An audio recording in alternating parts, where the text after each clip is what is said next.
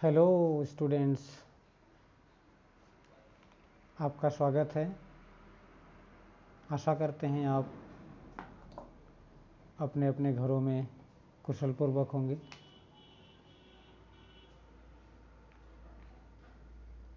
लेकिन पूरा उम्मीद हम नहीं कर पा रहे कि आप कुशलपूर्वक हैं, क्योंकि पिछले काम का जो रिस्पॉन्स आपने दिया वो शायद संतोषजनक नहीं रहा।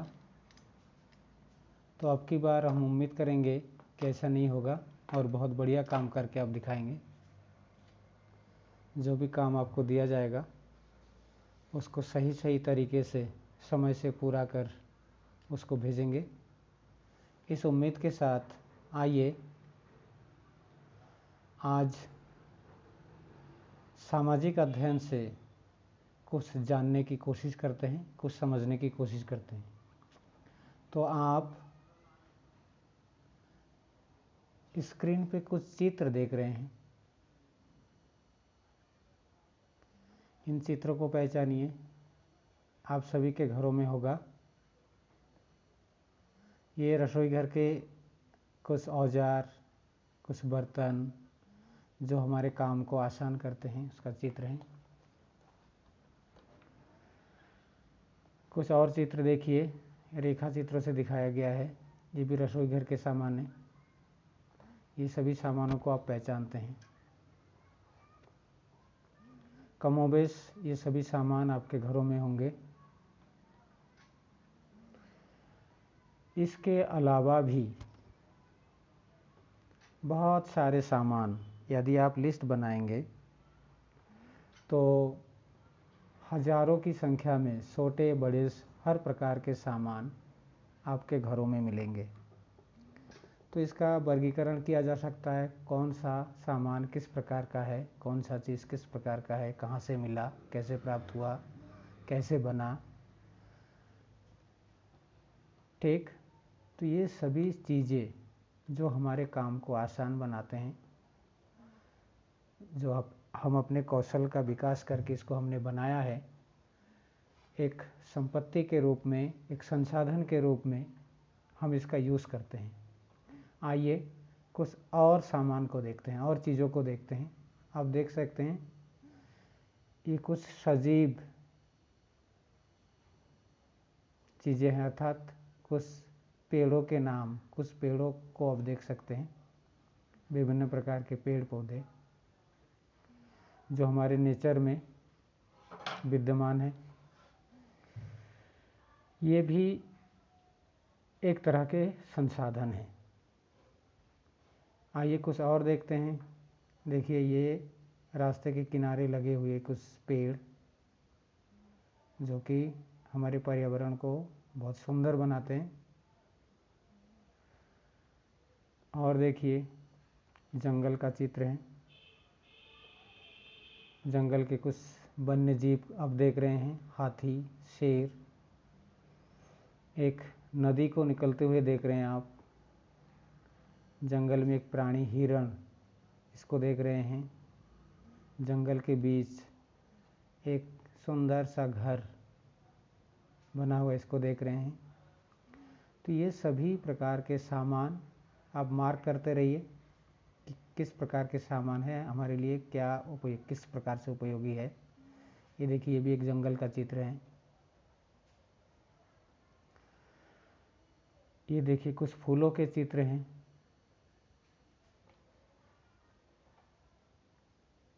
देख लिया आपने। अब कुछ वन्य प्राणियों को देख लीजिए। इसको देख लिया। ये भी कुछ वन्य प्राणी हैं, इसको देखिए। इसको भी आपने देख लिया। ये और कुछ है, तरह तरह के जीव है, जंतु है। नेचर में पाए जाने वाले देखिए ये पहाड़, पर्वत, बर्फ का पहाड़ देख रहे हैं आप।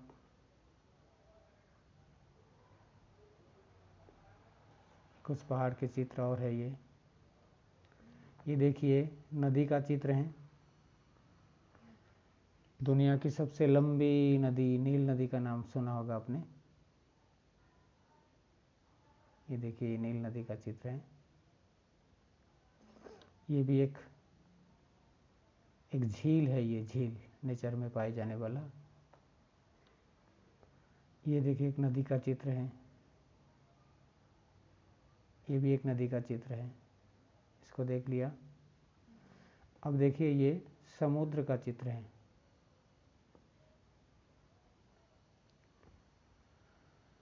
देख रहे हैं तस्वीर में समुद्र की ऊंची ऊंची लहरें दिखाई दे रहा है आपको। ये देखिए समुद्र तट, इसको भी देख लिया। अब कुछ लोगों के चित्र, शायद किसी बाजार का होगा, किसी मॉल का, या काम करने के लिए जाते हुए कुछ लोगों के चित्र, इसको भी देख लिया आपने। ये कुछ महान व्यक्तित्व वैज्ञानिकों का चित्र है, इसको भी देखा आपने। पहचानते होंगे आइंस्टीन। ये देखिए ये ऋषि भारद्वाज, ये भी एक ऋषि थे और यदि वर्तमान समय में होते तो शायद बहुत बड़े वैज्ञानिक होते।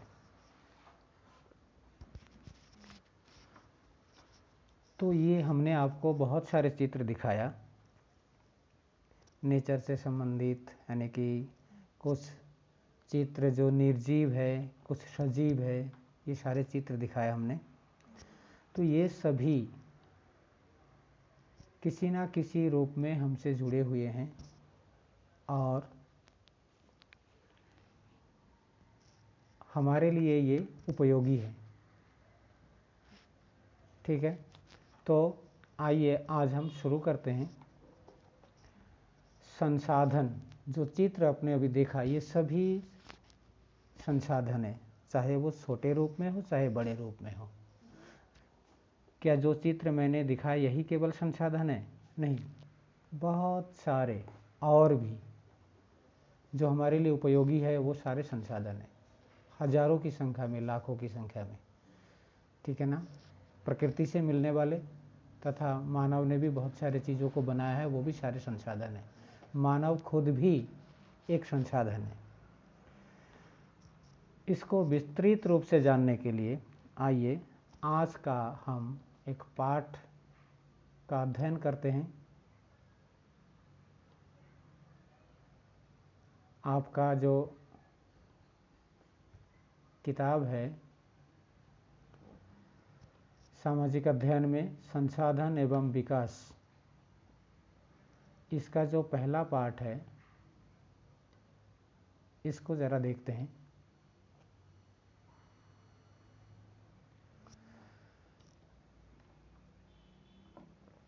देखिए, मोना और राजू, मोना और राजू घर की साफ सफाई करने के लिए अपने अम्मा जी की मदद कर रहे थे। तो बहुत सारे सामान उनके सामने आए जो साफ सफाई कर रहे थे, जिसमें कपड़े, बर्तन, अनाज, कंघा, शहद का बोतल, किताबें, ये सभी चीज़ें ज़रूरत की चीज़ें और सभी उपयोगी है। मोना कहती है ये हमारे लिए बहुत महत्वपूर्ण है और ये सभी संसाधन है। तो आप बहुत सारी चीज़ों को मैंने भी दिखाया, तो वो सभी संसाधन है। अब प्रश्न आता है संसाधन क्या है।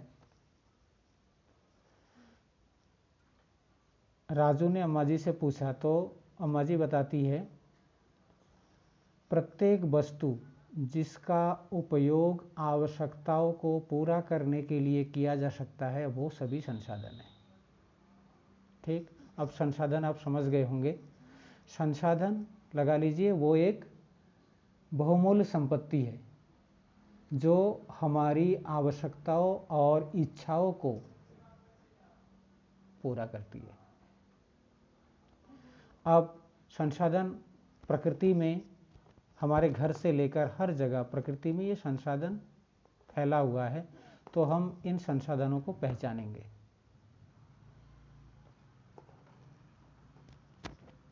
आप दिन भर में बहुत सारे चीज़ों का करते हैं, ठीक है ना। अपने घर में आप विद्युत का उपयोग करते हैं,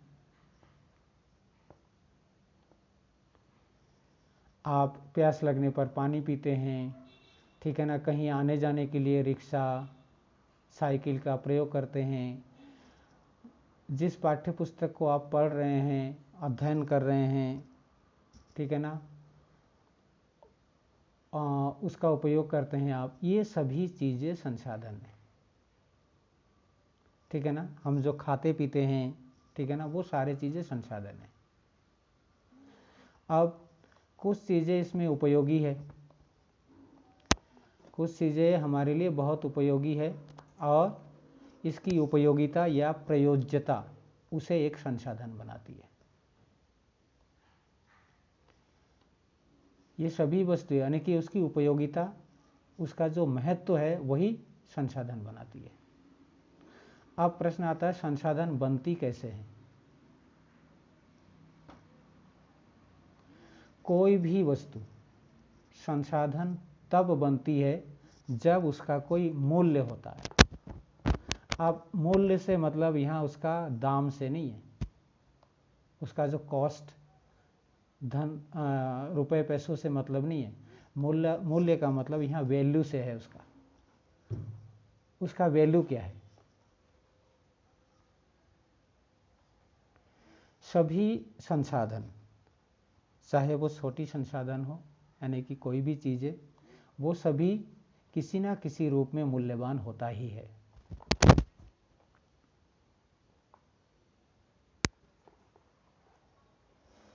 और ये सभी संसाधन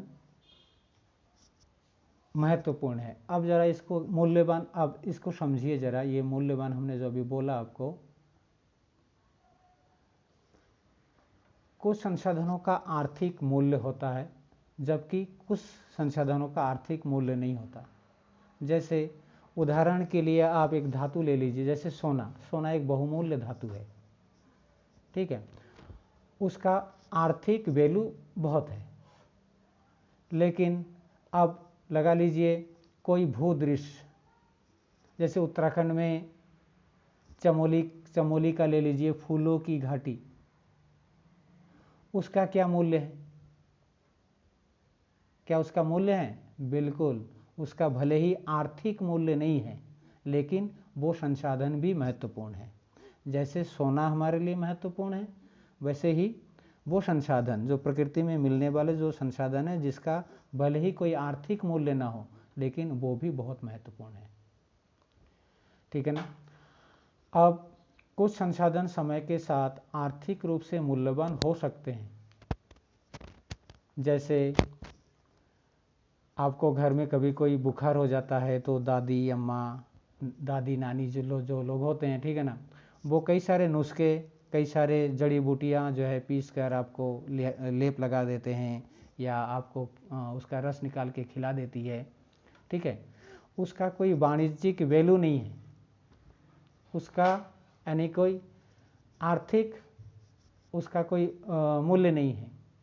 लेकिन जब यही चीज़ें कोई कंपनी पेटेंट करा लेती है, तब उसका आर्थिक मूल्य बढ़ जाता है।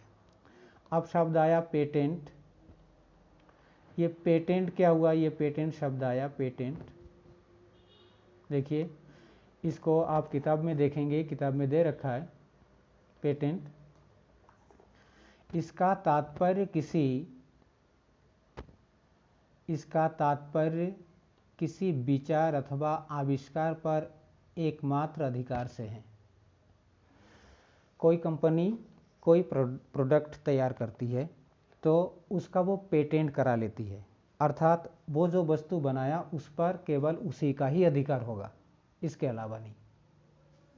इस बात को जैसे हमारे देश के बहुत सारे खाद्य पदार्थ, मसाले, ठीक है, जैसे एक साधारण अब ले लीजिए जो हमारे खाना पकाने में यूज होता है, हल्दी, ठीक है। ये हल्दी वैसे तो हमारे देश का ही ये उत्पाद है, यानी कि हमारे देश में ही ये खूब पैदा होता है और हमारे देश में ये मसाले के रूप में खाना पकाने में प्रयोग होता है। लेकिन किसी विदेशी ने इसका पेटेंट करा लिया, यानी कि हमारा वो अधिकार छिन गया। अब हल्दी पर उसका अधिकार हो गया। तो इस प्रकार से आजकल किसी भी आविष्कार पर, किसी भी वस्तु पर, किसी भी उपज पर, संसाधन पर लोग जो है कंपनियां पेटेंट करवा लेती हैं, यानी कि उस पर उनका अधिकार हो जाता है। अब समय और प्रौद्योगिकी, दो महत्वपूर्ण कारक देखिए, समय और प्रौद्योगिकी।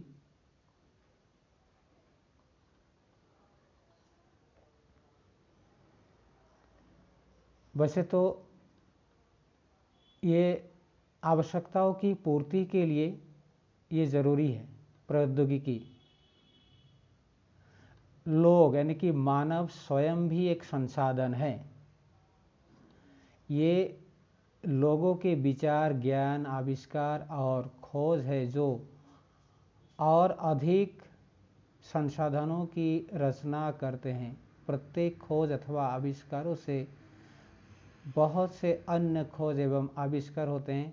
आग की खोज से खाना पकाने की पद्धति एवं अन्य प्रक्रियाओं का प्रचलन हुआ, जबकि पहिए के आविष्कार से अंततः परिवहन की नवीनतम विधियों का विकास हुआ।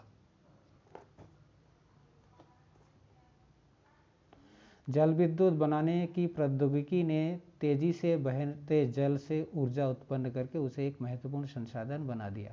अब इसको जरा समझते हैं। देखिए, आग की खोज यदि नहीं होती तो क्या इतने आविष्कार हो पाता? शायद नहीं। यदि पहिए का आविष्कार नहीं होता, ठीक है ना, तो वो पहिया बनाने की जो पद्धति है, ठीक है ना, वो एक कौशल विकास है, एक कौशल है वो, ठीक है। उस कौशल को यानी कि विकसित किया गया तो पहिया बना। यदि पहिया नहीं होते तो सोचिए जरा आज हम कहाँ होते। पहिया एक साधारण आविष्कार लगता है, लेकिन यदि ध्यान से देखा जाए तो पहिया एक बहुत बड़ी आविष्कार है। अब कह सकते हैं वर्तमान समय में तो पहिए पर ही पूरी दुनिया निर्भर है। तो ये कैसे संभव हुआ? ये इसके लिए प्रौद्योगिकी की जरूरत पड़ी, यानी कि वो कौशल। अब जैसे जल विद्युत है, ठीक है ना, जल तो बहुत पुराने समय से, सदियों से जल प्रवाह हो रहा है, बह रहा है नदियों में बहुत तेज़ गति से, लेकिन उस जल से जल विद्युत बनाया जा सकता है। इस कौशल का विकास किया गया। तो ऐसे विकास को ही प्रौद्योगिकी कहा जाता है। शब्द आया देखिए, प्रौद्योगिकी। किसी कौशल करने अथवा वस्तु बनाने में नवीनतम ज्ञान का अनुप्रयोग ही प्रौद्योगिकी है, और इसी का अनुप्रयोग करके ही बड़े बड़े जो आविष्कार हुए वो संभव हुआ, और आने वाले समय में भी इस प्रकार से आविष्कार होते रहेंगे। अब देखिए आगे, अब संसाधन आप जान रहे हैं धीरे धीरे संसाधन क्या है। अब संसाधन के प्रकार कितने हैं, तो देखिए इसको 3 भागों में वर्गीकृत किया गया है। सबसे पहले हैं प्राकृतिक, दूसरे नंबर पे मानव निर्मित, और तीसरे नंबर में है मानव में वर्गीकृत। ठीक है, इस प्रकार से 3 भागों में बांटा गया। तो सबसे पहले जानते हैं प्राकृतिक संसाधन क्या है। इसका सीधा परिभाषा है जो संसाधन हमें सीधे प्रकृति से प्राप्त होता है और उसमें बहुत ज़्यादा कुछ बदलाव किए बिना हम उसका उपयोग करते हैं, प्राकृतिक संसाधन कहा जाता है। ठीक है, जैसे आप प्रकृति से मिलने वाला पानी है, ठीक है ना, आप घर में आपके हैंडपंप होगा, हैंडपंप चलाया, पानी निकाला, पी लिया, ठीक है ना, ज़्यादा उसमें आप कोई फेरबदल नहीं किया, ठीक है ना। तो ऐसे संसाधन प्राकृतिक संसाधन होते हैं, ठीक है, जिसमें मिट्टी, जल, खनिज पदार्थ, ये सारे प्रकृति से मिलता है और ये निःशुल्क मिलता है, ठीक है ना। तो ये प्राकृतिक संसाधन को आपने जान लिया, ठीक। आप जानते हैं एक वास्तविक संसाधन, एक वास्तविक संसाधन और संभाव्य संसाधन क्या होता है। वास्तविक संसाधन वो संसाधन है, जरा गौर से सुनिएगा, वास्तविक संसाधन वो संसाधन है जिसकी मात्रा हमें ज्ञात होती है और इस समय वर्तमान समय में उसका उपयोग या प्रयोग किया जा रहा है, ठीक है। जैसे यहाँ लिखा है जर्मनी के रूर प्रदेश में कोयला मिलता है, पश्चिमी एशिया में खनिज तेल, महाराष्ट्र के दक्कन की पठार की काली मिट्टी के निक्षेप, ये सारे चीज़ें वास्तविक संसाधन है। नहीं समझ रहे हैं? हाँ, एक बार फिर से बताऊं आपको।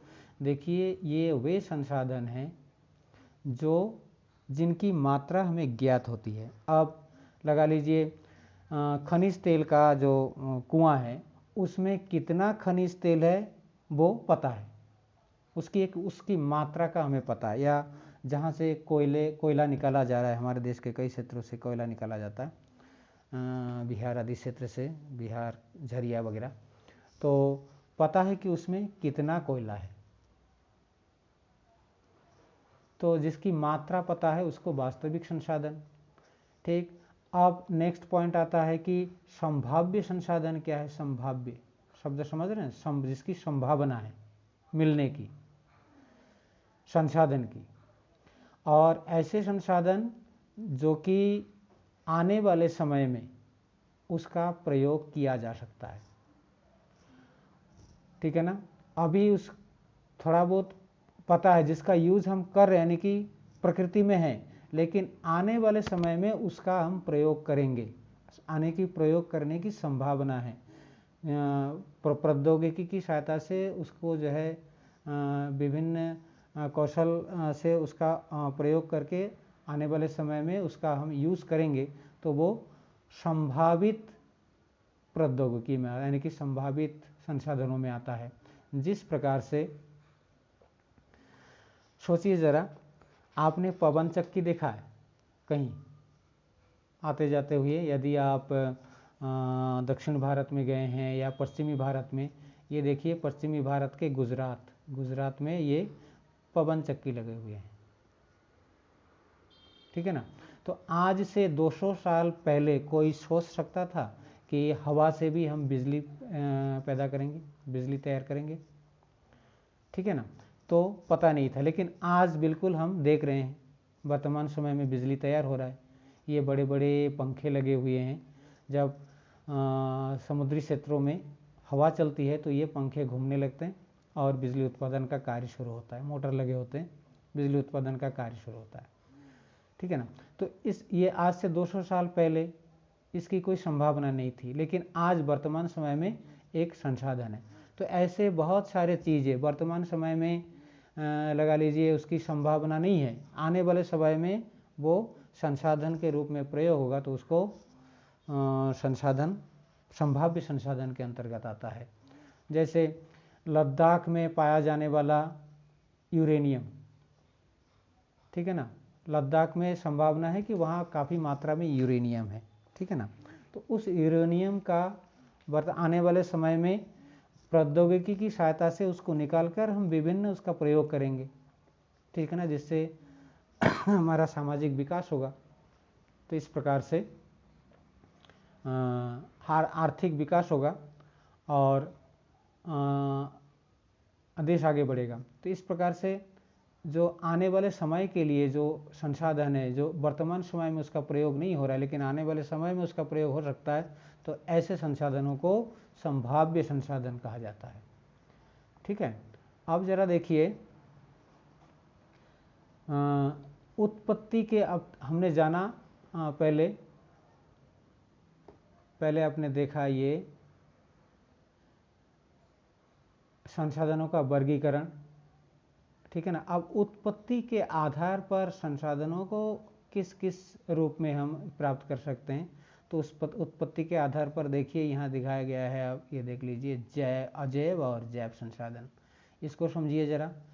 अजैव संसाधन वो संसाधन है जो निर्जीव होते हैं, जैसे लगा लीजिए एक पत्थर का टुकड़ा, मिट्टी, मृदा, खनिज पदार्थ, ये अजैव संसाधन है। जबकि विभिन्न जीव जंतु, पेड़ पौधे, ठीक है ना, इसमें जीवन है, तो ये जैव संसाधन के अंतर्गत आता है, ठीक है ना। अजैव और जैव को जान लिया।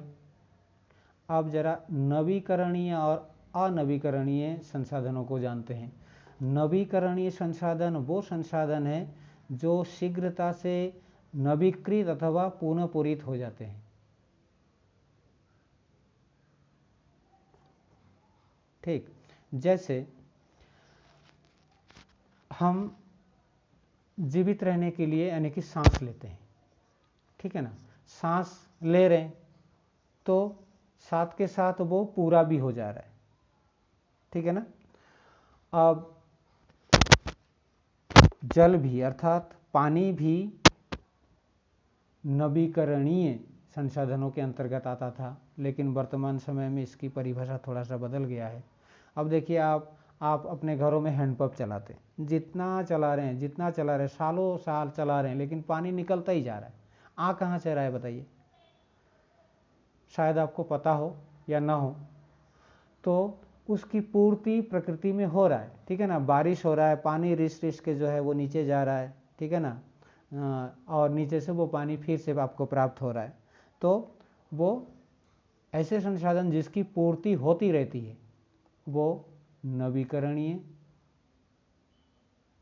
संसाधनों के अंतर्गत आता है, ठीक है। अब नेक्स्ट लेते हैं अनवीकरणीय संसाधन क्या होते हैं। अनवीकरणीय संसाधन वो संसाधन है जो कि जल्दी से नवीकृत और पुनः पूरित नहीं होता।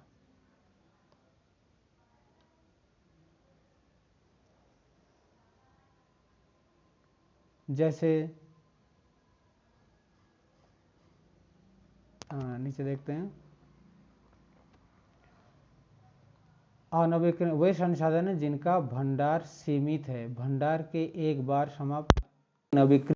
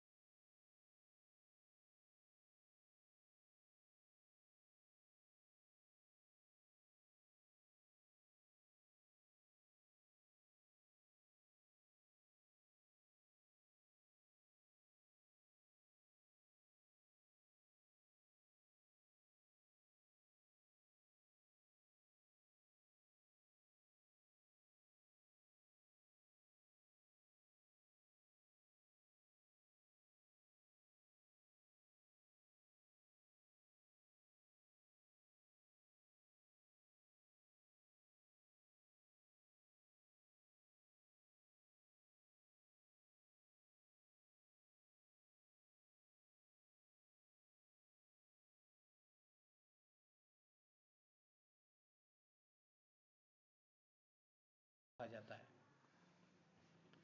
ठीक है ना, जैसे देखिए पुल बनाया, सड़क बनाया, विभिन्न प्रकार के मशीन, ये सारे मानव निर्मित संसाधन है।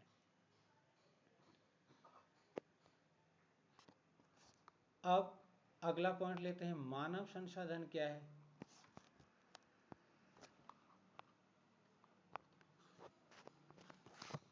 देखिए मानव स्वयं क्या एक संसाधन है, ठीक है ना।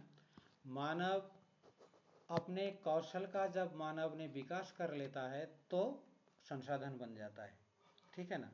आप जो ये वीडियो देख रहे हो तो वही अपने कौशल का विकास करने के लिए ही बैठे हो। आप विद्यालय आते हो किस लिए आते हो? कुछ सीखने के लिए, अपने कौशल का विकास करने के लिए आते हो, अपने अंदर के जो गुण हैं उसको विकसित करने के लिए आते हो, ठीक है ना। तो मानव तभी संसाधन बनता है जब अपने कौशल का वो विकास कर ले। और इस मानव संसाधन का विश्व भर में जिन देशों ने बहुत बढ़िया ढंग से विकास कर लिया है वो देश वर्तमान समय में बहुत ही यानी कि आर्थिक रूप से संपन्न है, सुखी है। तो हमने देखा कि मानव भी एक संसाधन है, ठीक है ना। और अपने गुणों को, अपने कौशल को सुधारना, ठीक है ना, मानव संसाधन विकास कहलाता है, ठीक है ना। आपने सुना होगा कि हमारे देश में एक मानव संसाधन विकास मंत्रालय भी है, ठीक है ना।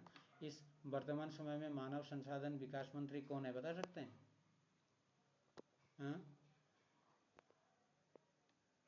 डॉक्टर रमेश पोखरियाल निशंक, जो कि हमारे उत्तराखंड से आता है, ठीक है। यानी कि ये शिक्षा विभाग भी कह लीजिए आप इनको, शिक्षा मंत्री। तो मानवों का यानी कि लोगों का कौशल सुधार करके उनको योग्य बनाना इस मंत्रालय का काम होता है। उचित शिक्षा देकर, तकनीकी शिक्षा देकर, ठीक है ना, चिकित्सा विज्ञान का शिक्षा देकर योग्य बनाना इस मंत्रालय का काम होता है। ठीक, आपने इसको भी जान लिया। अब संसाधन संरक्षण क्या है इसको जानते हैं जरा। संसाधन संरक्षण, देखिए प्रकृति में मिलने वाले बहुत सारे संसाधन हैं, ठीक है। आप अपने घरों से लेकर आपके यानी कि जहाँ भी जाएंगे संसाधन ही संसाधन है। अब इन संसाधनों का संरक्षण करना जरूरी है। यदि हम संरक्षण नहीं करेंगे, ठीक है, तो आने वाले समय में ये मिलेगा नहीं, ठीक है ना। देखिए एक चित्र देख रहे हैं आप, इस चित्र को देखिए ज़रा, ये चित्र देखिए, ये शायद एक अच्छा चित्र नहीं है, देख रहे हैं आप। ये जीव जंतुओं के जो है मृत शरीर पड़े हुए हैं, कंकाल पड़े हुए हैं, एक बीमार बच्ची को दिखाया जा रहा है, क्योंकि जो संसाधन है इसका अनुप्रयोग बुद्धिमत्तापूर्ण ढंग से नहीं किया गया, ठीक है ना। जैसे वर्तमान समय में जल, कई क्षेत्रों में जो है जल की कमी हो गई है, ऐसा पहले तो नहीं था। तो ऐसा क्यों हो गया है? क्योंकि अंधाधुंध इसका उपयोग किए जा रहे हैं, लेकिन बाद में पूरित नहीं हो रहा है। जो एक चक्र बनता है, जितना ले रहे हैं उतना फिर से आ जाए, उसमें मिल जाए, तो कमी नहीं होती। तो इस प्रकार से संसाधनों का संरक्षण करना बहुत ज़रूरी है, लेकिन यदि नहीं करते हैं तो आने वाले समय में बहुत मुश्किल हो जाएगी। जैसे खनिज तेल को ले लीजिए, खनिज तेल का जो भंडार है, ऐसा कहा जाता है कि आने वाले 30-35 सालों में ये समाप्त हो जाएगा। यदि ऐसा होता है, 30-35 सालों में समाप्त हो जाता है, सोचिए ज़रा क्या स्थिति होगी हमारी। हमारे पहिए तो बंद हो जाएंगे, कहीं आना जाना कैसे होगा फिर? तो जो भी है उसको बुद्धिमत्तापूर्ण ढंग से उसका अनुप्रयोग करें, और तभी जो है आने वाले पीढ़ी को भी इस प्रकार से मिल पाएगा, और ये ज़िंदगी की गाड़ी तभी चल पाएगी। संरक्षण, इनका संरक्षण करना बहुत ज़रूरी है। देखिए ये पॉइंट आ रहा है कि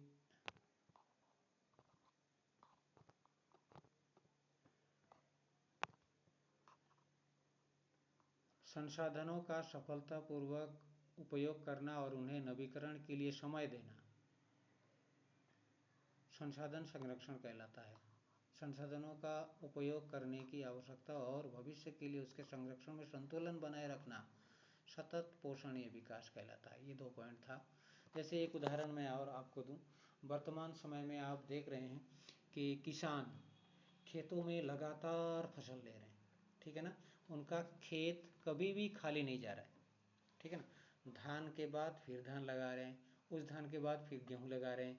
गेहूं की कटाई हुई नहीं, तुरंत बाद जो है दूसरा फसल अगले दिन गेहूं की कटाई आज सुबह हो गई तो शाम तक जुताई करके 2-3 दिन में खेत तैयार करके दूसरा फसल बो दे रहे हैं, ठीक है ना। तो भूमि की जो उर्वरा शक्ति है वो तो धीरे धीरे कम होता जा रहा है। देखिए, पौधे भी भोजन करते हैं, उनको भी आहार चाहिए होता है और वो मिट्टी से मिलता है। मिट्टी में तो वो सारी चीज़ें समाप्त होता जा रहा है, तो उसको पूर्ति होने के लिए उस यानी कि जो खनिज मिट्टी में पाए जाने वाले जो खनिज पदार्थ हैं, यानी विभिन्न प्रकार के खनिज, विभिन्न प्रकार के मिनरल्स, पोषक तत्व जिनको कहते हैं, वो सारे चीज़ें जब मिट्टी में मिला होता है और वो प्रकृति उसमें अपने आप बनाते हैं, उसके लिए टाइम देना होता है। लेकिन लगातार जो फसल ले रहे हैं और तरह तरह के दवाई, तरह तरह के जो है पेस्टिसाइड्स वगैरह जो यूज़ कर रहे हैं, इससे खेत धीरे धीरे उर्वर होते जा रहे हैं।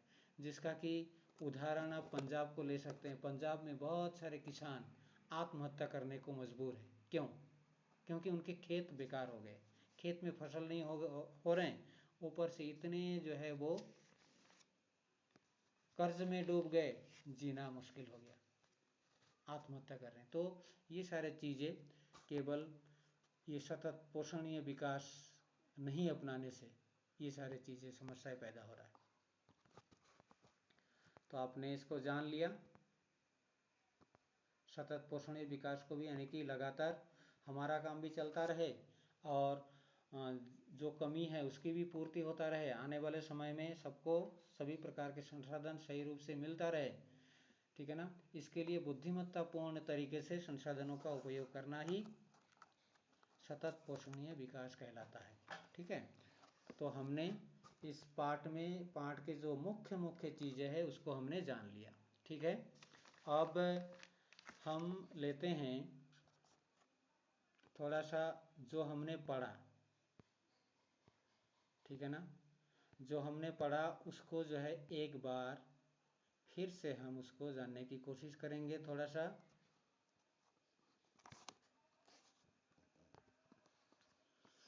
देखिए, सबसे पहले जो चीज़ मैंने आज आपको बताया उसका एक बार फिर से पुनरावृत्ति कर लेते हैं। सबसे पहले जान लेते हैं संसाधन का अर्थ।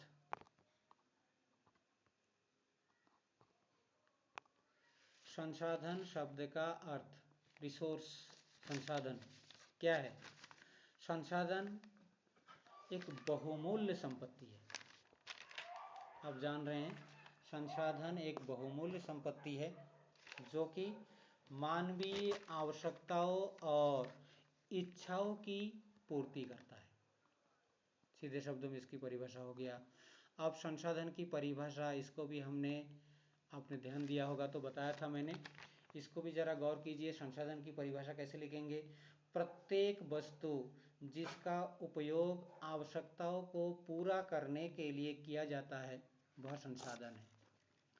प्रत्येक वस्तु जिसका प्रयोग या उपयोग आवश्यकताओं को पूरा करने के लिए किया जाता है वो संसाधन है, ठीक। देखिए, वस्तु का मूल्यवान जो वैल्यू है, वस्तु का जो मुख्य पॉइंट है, मूल्य, वैल्यू, हमने बताया था आपको, इसका मूल्य धन दौलत रुपए पैसों से नहीं है, उसका वैल्यू से है, ठीक है ना। जैसे सोने चांदी का वैल्यू यानी कि आर्थिक मूल्य होता है उसका, लेकिन एक बाग बगीचा यानी कि एक भूदृश्य, पहाड़, उसका क्या आर्थिक वैल्यू है? तो मूल्य का मतलब यहाँ वैल्यू से है। पेटेंट का आपको बताया था, पेटेंट क्या होता है? पेटेंट का तात्पर्य किसी विचार अथवा वस्तु बनाने में जो नवीनतम ज्ञान है। पेटेंट का तात्पर्य किसी विचार अथवा आविष्कार, फिर से एक बार सुन लीजिए, पेटेंट का परिभाषा किसी विचार अथवा आविष्कार पर एकमात्र अधिकार से है। हमने हल्दी का उदाहरण दिया था, आपको याद होगा। कोई वस्तु आपने बना लिया, लगा लीजिए आपने कोई एक आविष्कार किया आपने, ठीक है ना, एक नई आविष्कार आपने किया, तो उस आविष्कार पर कोई और अधिकार ना जमा पाए। पहले ऐसा होता था, ठीक है ना, इसलिए उसका पेटेंट कराया जाता है। मैंने एक चित्र दिखाया था आपको, एक ऋषि का, भारद्वाज का। आपको पता है हवाई जहाज उड़ाने का या उड़ने का जो टेक्निक है वो किसने दिया था? आज से हजारों साल पहले हमारे देश के एक ऋषि जिनका नाम था भारद्वाज, उन्होंने दिया था। लेकिन हमारे देश के लोगों ने या हमारे देश के मुनि ऋषियों ने इस बात को समझा नहीं, और इसका जो है श्रेय ले गए विदेशी। और वो जो है आप जानते हैं, जो हवाई जहाज बनाने वाले हैं राइट बंधु, उन्होंने ले लिया, उसका पेटेंट करा लिया, तो नाम अब उनका हो गया। उन पर हवाई जहाज बनाने की जो प्रक्रिया है उसमें उनका अधिकार हो गया। तो इस प्रकार से पेटेंट होता है। कोई भी वस्तु जब बनाया जाता है उसके बाद अधिकार जमाने के लिए पेटेंट कराया जाता है। नेक्स्ट नंबर आता है प्रौद्योगिकी क्या है। इसको हमने बताया था, किसी वस्तु को बनाने में जो नवीनतम ज्ञान है, वो नवीनतम ज्ञान का प्रयोग करके नई वस्तु बनाना ही प्रौद्योगिकी है। नवीनतम ज्ञान का अनुप्रयोग करके वस्तु को बनाना, सुधार करना, ये प्रौद्योगिकी कहा जाता है। ठीक है, प्रौद्योगिकी को जान लिया आपने। अब जानते हैं, ये सारे चीज़ें बताया गया आपको। संसाधनों के प्रकार, 3 प्रकार बताया। प्राकृतिक अर्थात सीधे प्रकृति से मिलने वाले जो संसाधन हैं और बिना यानी कि कोई खास परिवर्तन किए हम प्रयोग करते हैं उसका, वो प्राकृतिक संसाधन है। ठीक है ना, जैसे जल, वायु, सीधे हम उसका प्रयोग करते हैं तो वो प्राकृतिक संसाधन है। मानव निर्मित संसाधन वो संसाधन है जिसका यानी कि प्रकृति से लेकर उसमें फेरबदल करके कोई नई चीज़ हम बनाते हैं, उपयोगी पदार्थ बनाते हैं मानव अपने ज्ञान का विकास, अपने ज्ञान से, तो वो मानव निर्मित संसाधन है। जैसे लगा लीजिए साइकिल को बनाने में क्या क्या चीज़ें लगी, लोहा लगा, उसको पहिए बनाए, बहुत सारे नट बोल्ट, उसके बाद बहुत सारे तीलियाँ, उसका चेन, गद्दी, पैडल। तो ये अपने ज्ञान से जो है उसको, उस लोहे से उन्होंने एक नए चीज़ बना दिया, उपयोगी चीज़। तो वो साइकिल जो है वो मानव निर्मित कहा जाएगा। ठीक है ना, मानव में वर्गीकृत, ठीक है ना, तरह तरह के जो आविष्कार है वो मानव में वर्गीकृत जो चीज़ें हैं उसको अभी थोड़ी देर पहले भी बताया। तो ये 3 आपके संसाधनों के प्रकार हो गया। अब वास्तविक संसाधन, अच्छा इसको थोड़ा सा रह गया, मानव में वर्गीकृत।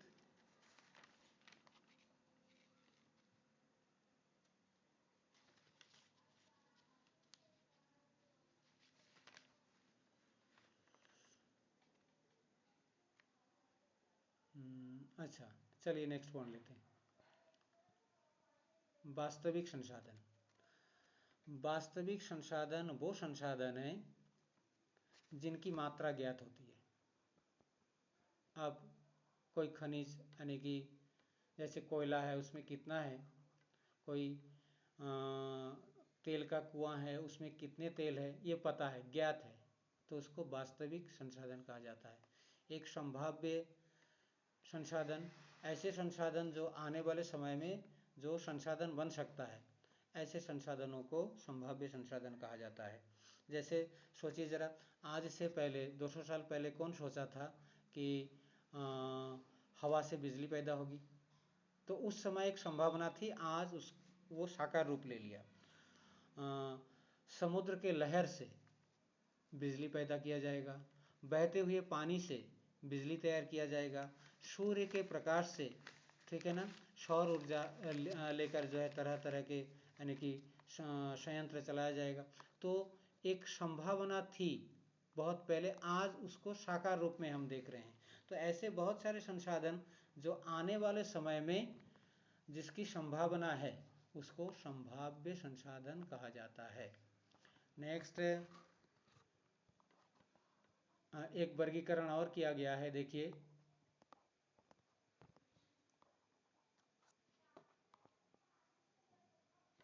उत्पत्ति के आधार पर वर्गीकरण। जैव संसाधन क्या है? जैव का मतलब लगा लीजिए जीवित, और अजैव,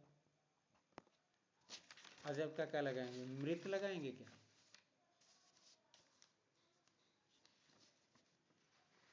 अजैव जो निर्जीव होते हैं, ठीक है ना, जैसे मृदा, जल, पहाड़, पर्वत, झरने, समुद्र, ये सारे अजैव संसाधनों में आ गया। अब इसके तहत जैव संसाधन जो है, जैव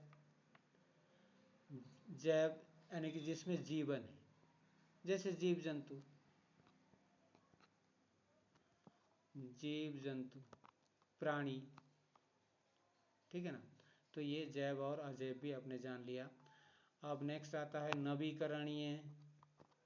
नवीकरणीय संसाधन क्या है? ऐसे संसाधन जो शीघ्रता से नवीकृत हो जाता है, यानी कि फिर से प्रयोग करने लायक हो जाता है या पूर्ण हो जाता है। जैसे पानी का उदाहरण दिया था मैंने पढ़ाई करते वक्त, ठीक है ना, पानी का उदाहरण दिया था। पानी आप पी रहे हैं, फिर से उसकी पूर्ति होता जा रहा है, ठीक है ना। पेड़ पौधे, हम 2 पेड़ काट रहे हैं तो 4 पेड़ यदि लगा रहे हैं तो वो नवीकरणीय संसाधन होगा। नेक्स्ट, अनवीकरणीय यानी कि ऐसे संसाधन जिसकी पूर्ति नहीं हो पाती और उनको समय नहीं मिल पाता पूरित होने के लिए, ऐसे संसाधनों को अनवीकरणीय संसाधन कहा जाता है।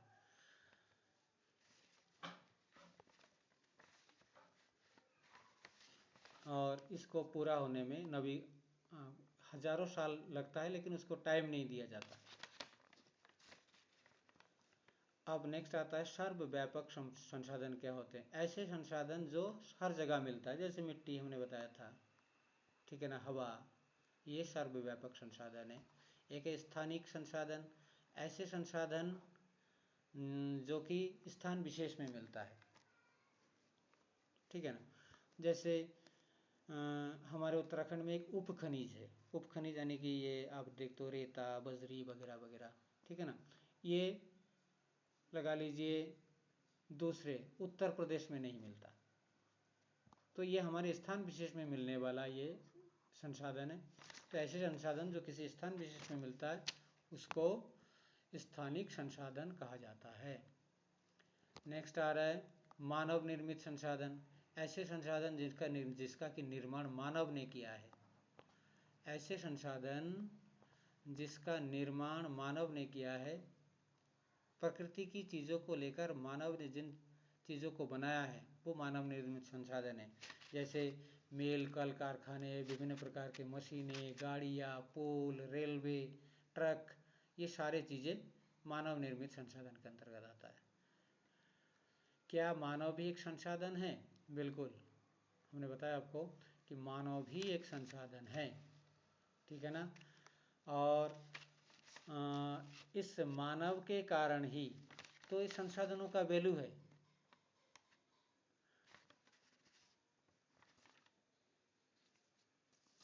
मानव जो भी संसाधन है, ठीक है ना, इन संसाधन को जो है मानव भी तो प्रयोग करते हैं और तभी वो संसाधन कहा जाता है। मानव और अधिक संसाधन बनाने के लिए प्रकृति का सबसे अच्छा उपयोगी तभी उपयोग तभी कर सकते हैं जब उनके पास ऐसा करने का कौशल तथा प्रौद्योगिकी उपलब्ध हो। इसलिए मानव एक संसाधन है और ये मानव के पास ही होता है। अब लगा लीजिए किसी पशु को ले लीजिए, क्या किसी कुत्ते के पास ऐसा कौशल होगा? ठीक है ना। कुत्ता एक साइकिल बना लेगा, कुत्ता आप जैसे लिखते हैं लिख लेगा, ऐसा नहीं कर सकते है ना। तो मानव ने अपने कौशल का विकास किया, तभी मानव एक संसाधन है। अब मानव संसाधन विकास क्या है, इसको भी बताया था मैंने। अधिक संसाधनों के निर्माण में समर्थ होने के लिए लोगों के कौशल को सुधार करना, आवश्यकता के अनुसार। ठीक है ना। वर्तमान समय में देखिए कोरोना संकट चल रहे हैं, इसके लिए बहुत सारे किट चाहिए। तो किट शुरू में आपने सुना होगा वो विदेशों से मंगवाया जा रहा है, लेकिन हमने क्या किया, बाद में अपने कौशल में सुधार किया और तुरंत इसको लगाने में लग गए और बन रहा है वर्तमान समय में। अब विदेशों से मंगवाना नहीं पड़ रहा है, तो अपने कौशल का विकास किया। ठीक है ना। जब अपने कौशलों का सुधार करते हैं तो उसको मानव संसाधन विकास कहा जाता है। एक दो पॉइंट और रह गया। संसाधन संरक्षण, ध्यान दीजिए। संसाधन संरक्षण क्या है, इसको जरा जानते हैं। संरक्षण क्या है?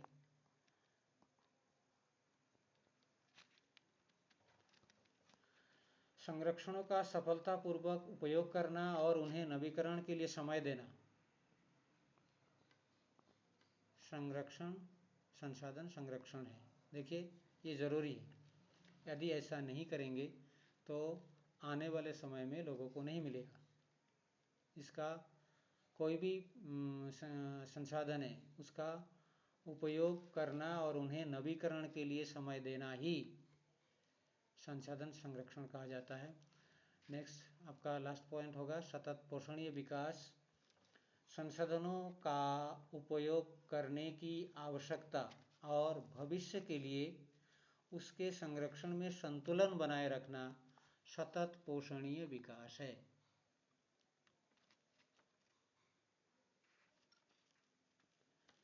संसाधनों का उपयोग करने की आवश्यकता और भविष्य के लिए उनके संरक्षण में संतुलन बनाए रखना सतत पोषणीय विकास है।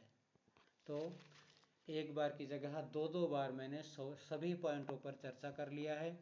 ठीक है ना। इसके आधार पर ये जितने पॉइंट हमने ये लिखा है एक एक करके आपको बताया मैंने सभी पॉइंट। इन पाठ के पीछे जो आपके प्रश्नोत्तर दे रखे हैं वो तो सारे करेंगे ही, इन सभी परिभाषाओं को भी आप लिखेंगे, किताब की सहायता ज़रूर लेंगे।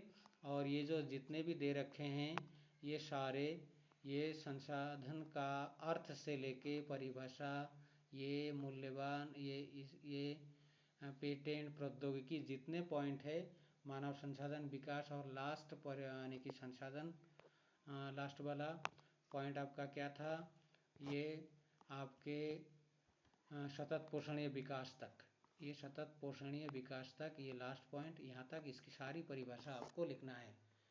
ठीक है ना। ये लिखने के बाद ही आप प्रश्नोत्तर पर आएंगे। ठीक है। उसके लिए भी मैं आपको थोड़ा सा हेल्प कर देता हूँ।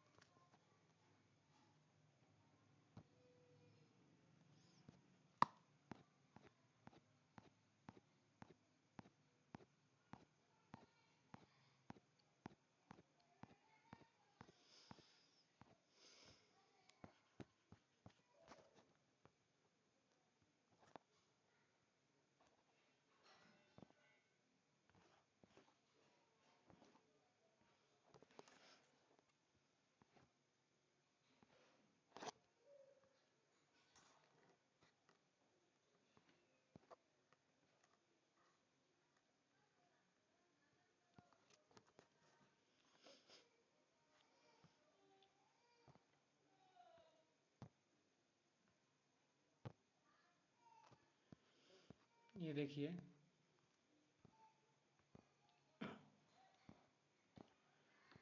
सबसे पहले कुछ प्रश्न हैं।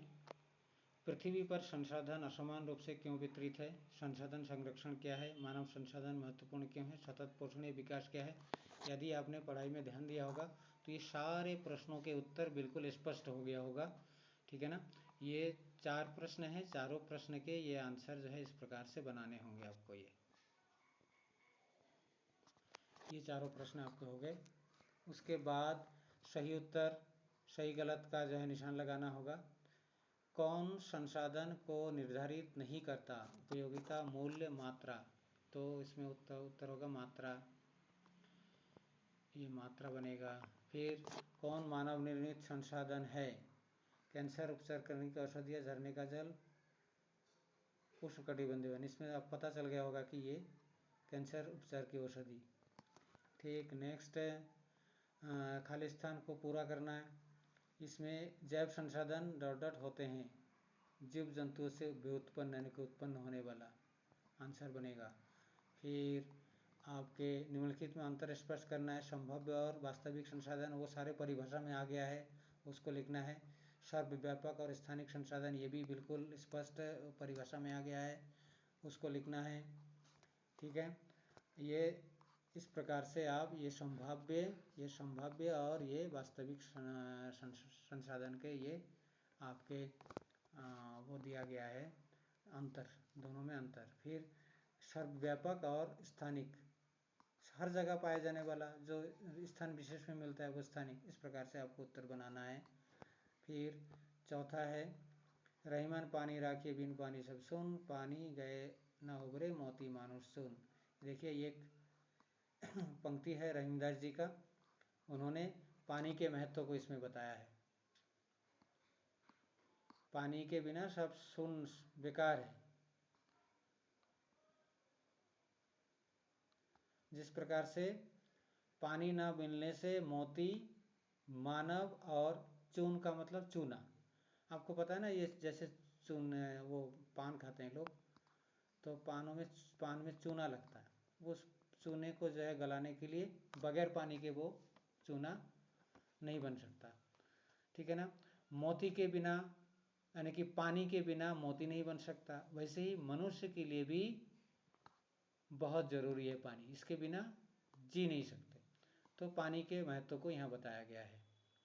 तो इसको आपको लगभग 100 शब्दों में पानी के महत्व पर आपको लिखना है।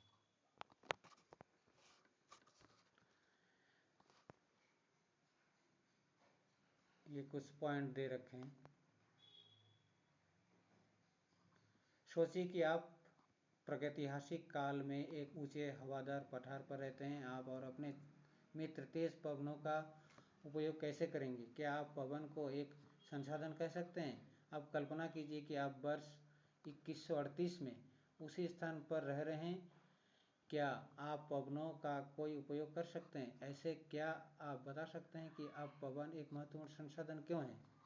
तो पाठ के आधार पर इसका आपको तैयार करना है। ये हो गया, इसको आपको स्वयं करना है। जैसे 200 साल पहले किसी ने सोचा था कि पवन चक्की बन जाएगी और उससे बिजली तैयार होगा, लेकिन आज बन रहा है।